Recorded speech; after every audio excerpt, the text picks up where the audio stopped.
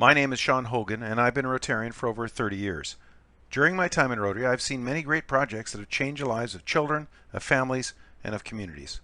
But I've never been part of a project that has as much potential as the ARES project. ARES stands for African Ruggedized Education System. We're running the pilot project in Kenya and believe that the ARES project has the potential to revolutionize education in rural communities around the world. The story of the ARES project begins with Bonnie Sutherland. Bonnie and her husband Don were teachers in Delta, British Columbia, Canada. In 1992, they went on a trip around the world that eventually took them to Africa, where they saw a great need. Returning home, they formed the Afrotech Aid Society and began shipping books and other educational material to African countries.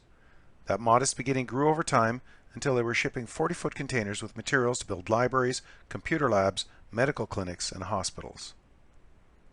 Bonnie and I are members of the North Delta Rotary Club. In 2009, my wife and I, along with our 16-year-old daughter, joined Bonnie and her team in Kenya. I assisted the tech group to install computer labs in schools and community centers. Those computer labs were much like the ones that you see here, with large monitors and PCs that had software loaded on them. The problem was that when we returned the following year, we found that most of those computer labs were no longer working.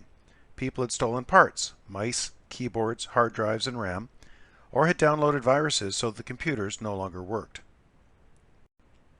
In 2011, Mark Niddle joined the team. Mark worked at IBM for 30 years until retiring to Bellingham, Washington, USA to open his own computer company. While in Kenya, Mark saw the problem with the computer labs and decided there must be a better way, so he developed ARES. The heart of the ARES project is the server. Mark built a small server using a solid-state hard drive with no moving parts so that it's ruggedized to be heat, dust, and drop resistant. The server can connect up to 50 wireless devices, including laptops, tablets, and smartphones. There are 4 elements to the success of the ARES project. The first element is the hardware. In addition to a server, we supply schools with laptops, a projector, and speakers. We had been supplying 10 laptops along with PCs, but have decided to increase the number of laptops to 20 per lab. The cost to set up an ARES lab is around $5,500 US. All of the equipment runs on batteries, so when the power goes out, as it does frequently, the equipment continues to work. We also supply wireless adapters for PCs so that the schools can use existing computers to connect to the server. The laptops are very basic, similar to Chromebooks, with small hard drives, an operating system, and an internet browser. None of the data is held on the laptops. The laptops simply connect to the data on the server. The second element is the software. Mark has negotiated with organizations that license the software to us at no charge as a not-for-profit group. The software includes the Khan Academy, which has thousands of teaching videos from preschool to post-grad, from basic math to algebra to science, humanities, history, geography, computer programming, and much more. There's a school version of Wikipedia, hundreds of TED Talks, and 45,000 downloadable books. There are textbooks from kindergarten to grade 12 for students, and a section for teachers with the same textbooks that have the answers and study plans. There are additional sections for the general community, including agricultural and medical material. And there's much, much more. Anything digital can be added to the server. For Kenya, we have material in Swahili, and for other countries, we can add French, Spanish, or other local language material. The third element is working with the teachers. Since the teachers in remote rural areas often have very few resources, much of the teaching is done by rote learning. Teachers using ARES not only have to be familiar with the material, but also need to learn how to teach using the resources. Teachers learn that they can still lead the class using the projector and speakers, and allow the students to do independent study and review lessons until they learn it. The fourth element to the success of the ARES project is building our partnerships. Those include our partners at home, such as Rotary World Help, which ships 40-foot containers of educational, technological, and medical material, as well as our software partners. It also includes our partners in Kenya, such as Computers for Schools Kenya, which processes the tech that's sent by Rotary World Help, and the Old Pajeta Conservancy, which is our liaison with local schools. In this picture you see 3 of our Kenyan team, Wandeto, Ian, and Nicholas, who continue to support the schools and run the project when we return home. They ensure that the computer labs keep working. They also install updates to the software every year using a USB provided by Mark. The ARES project would not be successful without the help of our Kenyan partners. 2019 is a significant year for the ARES project, thanks to a Rotary Global grant. 4 local Rotary clubs in Canada and the US donated $5,000 each, which was multiplied by matching grants from Rotary District 5050, the Rotary Foundation, and the Government of Canada, so that we received over $129,000. To obtain statistically significant results, we've concentrated our efforts in the Laikipia County area of Kenya. The main city in the area is Nanyuki, located about a 4 or 5 hour drive north of Nairobi, directly on the equator, near Mount Kenya. Our team spent a busy 2 weeks in January 2019 to begin the first installations under the Global Grant.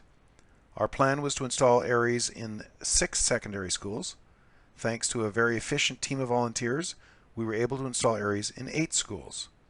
The servers and laptops are built in China and shipped to Kenya. Our team prepares them by installing the software, testing the equipment, and then going to the schools to set up the computer labs.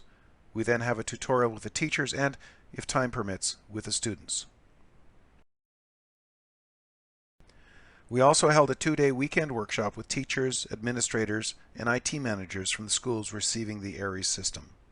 It was a well-attended training weekend with very dedicated and enthusiastic teachers. These sessions and the feedback that we received from the teachers also help us to improve the project.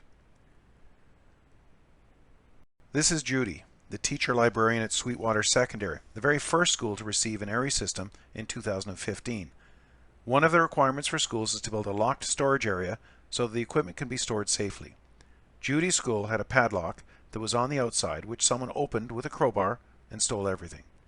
We now require schools to have a sheath over the padlock so that a crowbar won't work. This story has a happy ending though. Judy had installed tracking software on the laptops, so when the thief went to an internet cafe and booted up one of the laptops, Judy notified the police, who were able to arrest the thief and recover all the equipment. This is a picture that I took when we installed the first system at Sweetwater Secondary. I'd noticed this girl earlier. She seemed unhappy and disinterested. Then she sat down with the teacher at a laptop, and as I took this picture, her face just lit up with a huge smile. Afterwards, I asked the teacher about the student, and he told me her story. He said that she was the smartest student in the school, but was completely bored because there was nothing new for her to learn with the limited resources at the school. ARES opened up an entire new world for her. In 2013, the team installed the ARES system in a secondary school that was near the bottom of the 26,000 secondary schools in Kenya. Within 3 months, that school was in the top 30, and every single one of their students passed their qualification exams to enable them to go on to post-secondary. By the way, this photo isn't the students from that school. This is from a primary school where we installed a library during one of our visits. Primary school students are far more friendly and enthusiastic than the cool and reserved secondary students, so I like their photo better. This is a picture that I took while bouncing in the back of a truck along a dirt road on the way to a remote school. I use this picture for 2 reasons. The first is a reminder that the ARES system uses batteries, so you can literally hold a class under a tree in the middle of a field. The second is that it reminds me of one of my favorite sayings: you may never sit under the shade of the tree whose seed you planted. The ARES project is changing the lives of a generation of young people. As of February 2019, we have now installed ARES labs in 47 schools. Those changes will continue to ripple outwards to change the lives of their parents and their families.